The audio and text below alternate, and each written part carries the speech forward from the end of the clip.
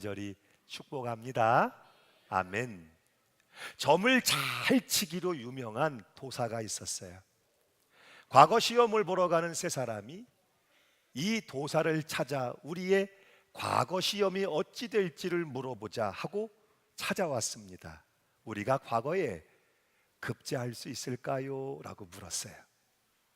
한참을 그 질문에 생각에 잠겼던 도사가 손가락 하나를 펴서 내밀었어요.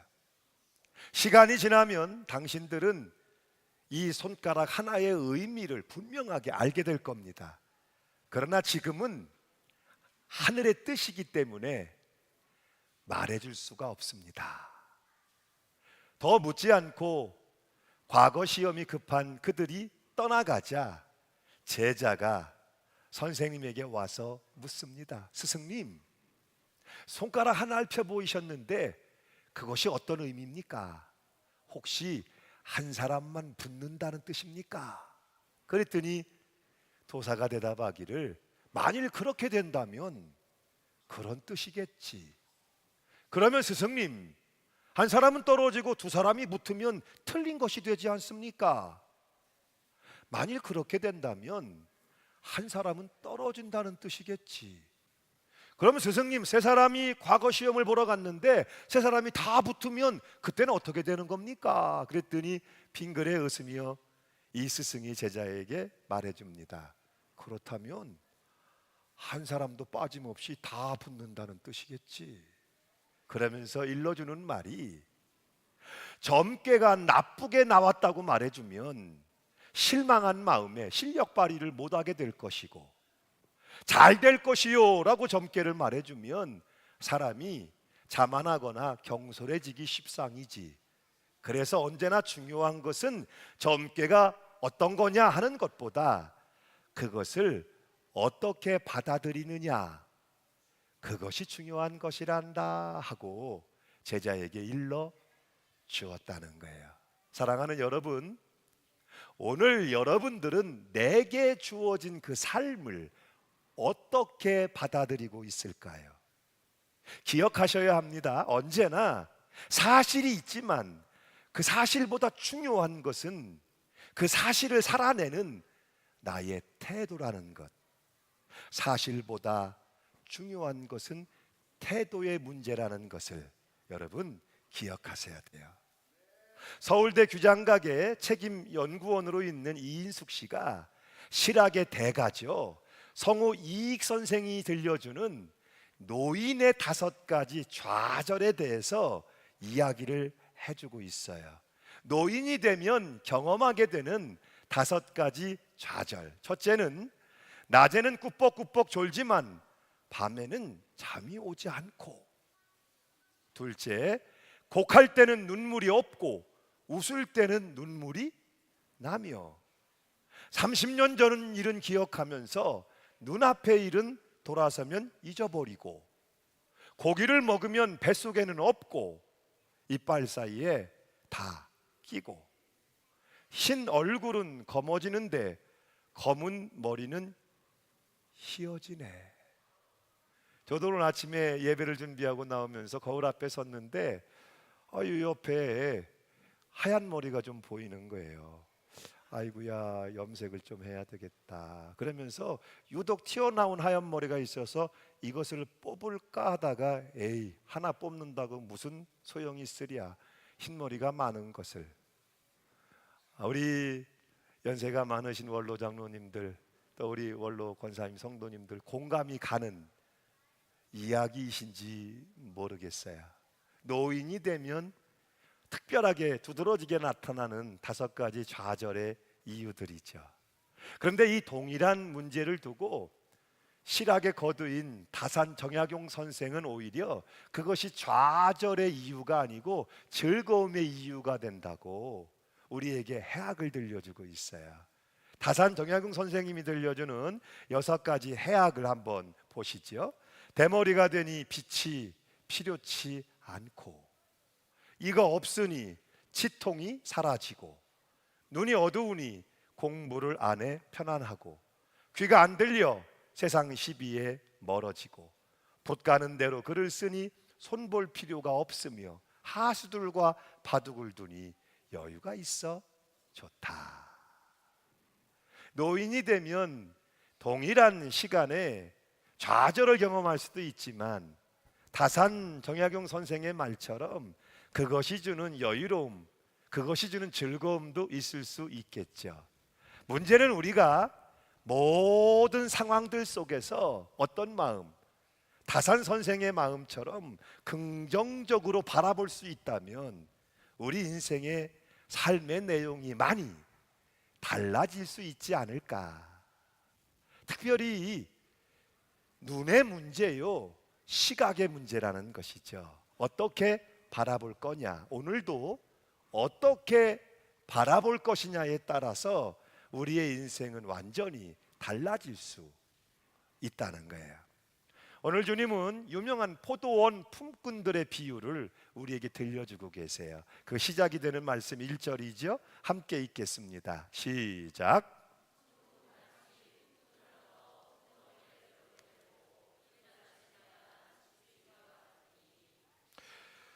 포도원은 마치 천국은 마치 품꾼을 얻어 포도원에 들여보내려고 이른 아침에 나간 집주인과 같으니, 포도원 추수철이 다가왔어요. 마음이 급해진 포도원 주인이 일꾼을 구하기 위해 장터로 이른 아침에 나갔죠. 많은 사람들을 고용했어요. 하루에 한 데나리온의 품삯을 주기로 약속하고 많은 일꾼을 고용해서 포도원에 들여보냈죠. 그래도 일손이 부족해요. 오전 9시에 다시 장터에 나와보니 여전히 일을 구하는 사람들이 있어요. 당신들도 나의 포도원에 들어가라 일하라 하고 들여보냈어요. 낮 정오 12시에도 오후 3시에도 나와보니 아직 일을 구하지 못한 이들이 여전히 있어요. 당신들도 이와 같이 나의 포도원에 들어가서 일하라고 그들을 고용해서 들여보냈어요. 그런데 여러분, 이게 웬일이에요? 이제 1시간 뒤면 해가 저물고 일이 끝나는 시간 5시가 됐는데 아직도 일을 구하지 못하고 서성거리는 이들이 있어요. 그래서 포도원 주인이 당신들도 내 포도원에 들어가서 일하겠느냐 하고 그들도 1시간 남은 시간이지만 일할 수 있는 기회를 주어서 포도원의 일꾼으로 들여보냈지요. 이제 얼마 뒤 날이 저물고 품삯을 받는 시간이 됐어요.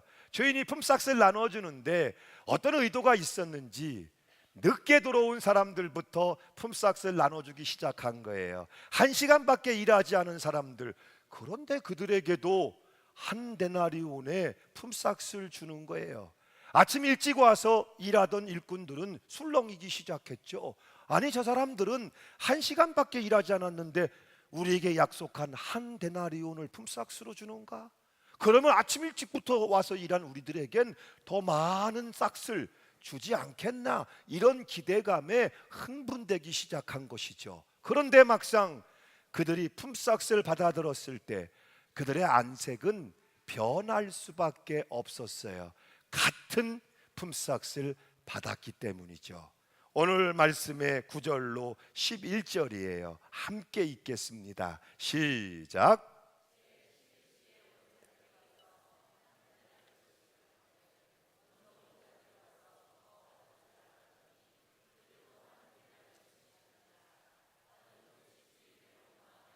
받은 후에 집주인을 원망하여 먼저 와서 일한 사람들이 화가 났습니다.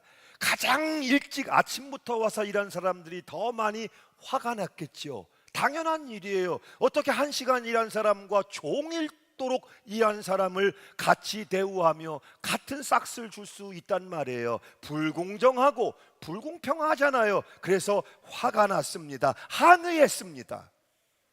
그런데 이 일꾼들의 항의를 받는 주인의 반응은 너무나 단순한 것이었어요. 이어진 13절 이하의 말씀을 보세요. 친구여, 내가 네게 잘못한 것이 없노라.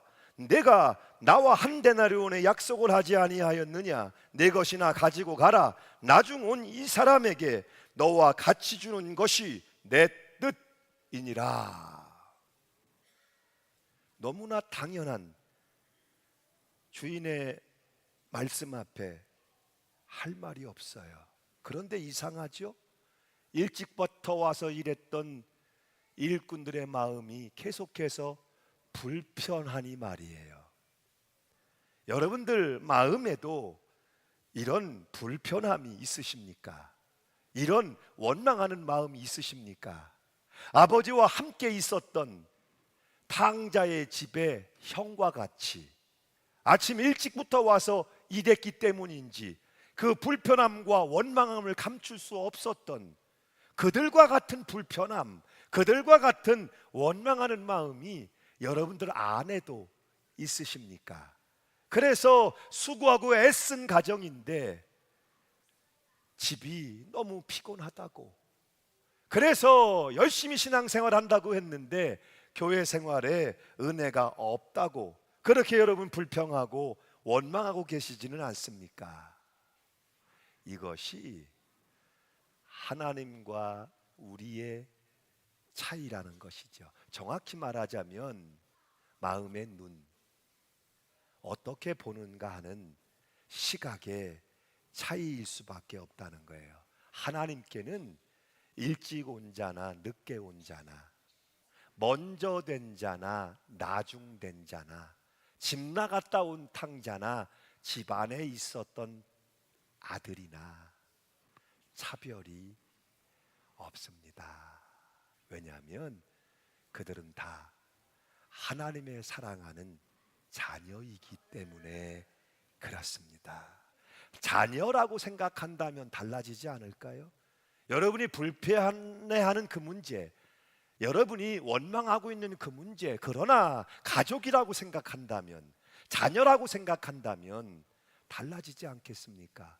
먼저 와서 일하니가 아버지요 어머니라면, 나중에 들어오니가 아들이요 딸이라면, 아들과 딸이 나중에 와서 조금밖에 일 안 했는데도 나와 같은 품삯을 받는다고 화를 내겠습니까? 항의하겠습니까?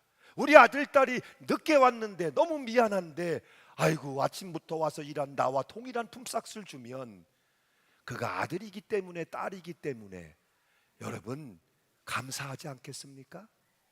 만족하지 않겠습니까? 문제는 여기에 있는 거예요. 여러분 왜 기분이 나쁘십니까? 왜 화가 나셨습니까? 마음을 바꾸면 천국입니다.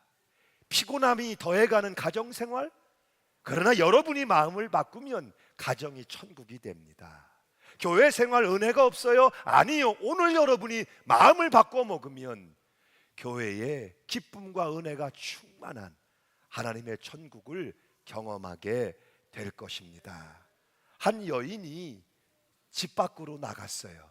나가보니까 자기네 정원에 노인 3분이 앉아 있습니다. 안 됐습니다. 그래서 저희 집에 들어오셔서 뭐 좀 드시고 쉬시지 않겠습니까? 하고 초대를 했어요. 그랬더니 노인들이 한사코 함께 거절을 합니다. 우리는 당신 집에 함께 들어갈 수 없어요. 왜 안 됩니까? 하고 물었더니 나는 재물이고 이 친구는 성공이고 저 친구는 사랑인데 우리는 함께 들어가지 않아요. 그러니 당신 집에 들어가서 남편과 상의를 해보세요. 누구를 당신 집에 들어오게 할 건지. 아내가 들어가서 남편에게 이 소식을 알렸어요. 그랬더니 남편이 너무 좋아합니다. 여보 잘 됐어요. 만일 그렇다면 우리는 재물을 초대합시다. 세상에선 재물이 가장 중요해요. 재물이 있으면 성공도 할 수 있어요. 재물을 초대합시다. 그랬더니 아내가 화를 냅니다. 여보, 그게 무슨 쓸데없는 소리예요. 성공을 초대해야지. 성공이 가장 중요해요. 왜 성공을 초대하지 않아요? 재물 아니에요. 그거 있다가도 없는 거예요. 성공을 초대해야 돼요. 무슨 소리요? 재물이지. 아니요, 성공이요. 그렇게 부부가 싸우기 직전까지 갑니다. 옆에서 그 다툼을 지켜보던 며느리가 슬그머니 끼어들었습니다. 아버님, 어머님, 그러지 말고 우리 사랑을 초대하면 어떨까요? 그러면 이렇게 싸우지도 않고 우리 가정이 얼마나 행복해지겠어요. 사랑을 초대하시죠. 그 얘기를 듣고 보니까 그도 그렇습니다. 깨달아지는 것이 있어서 시아버지 어머니가 사랑을 초대하기로 합의했습니다. 그리고 이 여인이 밖에 나가서 어느 분이 사랑이신가요? 사랑은 저희 집에 들어오시죠. 그랬더니 사랑이 가만히 일어나서 그 집으로 들어갑니다. 그런데 놀랍게도 다른 두 노인도 일어나서 따라 들어가는 거예요. 아니, 단지 제가 초대한 분은 사랑 한 분인데 어르신들은 왜 따라오십니까? 그랬더니 나는 재물이고 이 친구는 성공인데 우리는 함께 들어가지 않아요. 만일 당신이 나나 이 친구를 초대했다면 우리 두 사람은 밖에 남아 앉아 있을 수밖에 없었을 거예요. 그런데 우리는 사랑이 가는 곳에는 어디나 따르지요. 당신이 사랑을 초대했으니 우리도 들어갈 수밖에 없어요 라고 이야기를 해주라는 거예요. 여러분, 사랑이 들어오면 재물도 따르고 성공도 따르지만 사랑이 없는 재물, 사랑이 없는 성공, 그것은 너무 외롭고 슬프고 불행한 것일 수밖에 없다는 거예요. 오늘 여러분은 누구를 초대하시겠어요? 재물을 초대하시겠어요? 성공을 초대하시겠어요? 아니면 사랑을 초대하시겠어요? 성경은 고린도전서 13장 13절에서 가장 중요한 말씀을 우리에게 들려주고 있어요. 그런즉 믿음, 소망, 사랑 이 세 가지는 항상 있을 것인데 그 중에 제일은 사랑이라. 오늘 저와 여러분에게 사랑이 제일 되시기를 축복합니다. 우리 전국교회 다른 것은 좀 부족해도 괜찮아요. 그러나 주님 보시기에 사랑은 제일인 교회 되기를 축복합니다. 여러분의 가슴에 또 여러분의 가정에 여러분의 삶의 현실 가운데 언제나 사랑이 제일의 자리에, 사랑이 우선의 자리에 있는 그 사랑을 통해 모든 것이 따르며 이루어져 나가는 축복이 함께 하시기를 축원합니다. 두 여자가 있었어요. 완벽한 여자와 거의 완벽한 여자와 부족한 것이 너무 많은 여자가 있었어요. 공교롭게도 이 두 여자는 비슷한 시기에 결혼을 하게 되었죠.